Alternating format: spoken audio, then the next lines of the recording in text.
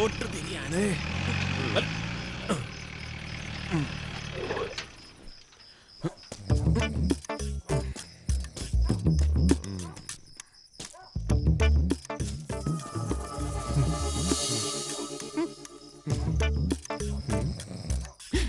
വടക്കൻ വീട്ടിൽ എനിക്ക് പനി വന്നിട്ടുള്ളതാണ്. ഞാൻ പാവപ്പെട്ടതാണ്. ഞാനാ കൊച്ചുഞ്ഞ്. നീ ആയിരുന്ന? ഞാൻ കരുതി അവന്മാര് വീണ്ടും വന്ന് എനിക്ക് ഇടിയെന്നു.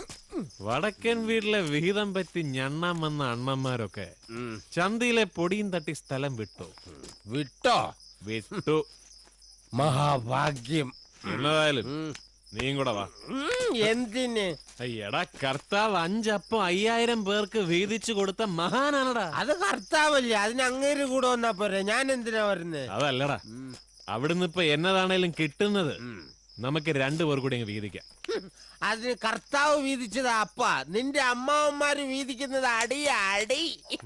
ആ പങ്ക് ഈ ബോഡി വീതിച്ചെടുത്താൽ ഇനിയും തോൽവികളേറ്റു വാങ്ങാൻ ചന്തുവിന്റെ ജീവിതം പിന്നെയും ബാക്കി കാണില്ല മക്കളെ. ഞാൻ ജീവിച്ചു പോട്ട്, നീ കയറി വിട്ടു പോടാ മക്കളെ. ആണായി പിറന്നവരാരും ചന്തുവിനെ തോൽപ്പിച്ചിട്ടില്ല. ചന്തുവിനെ ഇനിയും തോൽപ്പിക്കാൻ നിന്നാൽ എന്റെ ലാസ്റ്റ് ബസ് പോവും. അതുകൊണ്ട് ഞാൻ പോണേ. വല്യമ്മ അവന്റെ ബെൻസ് എന്നോട് ക്ഷമിക്കൂ വലിയ ബെൻസേ.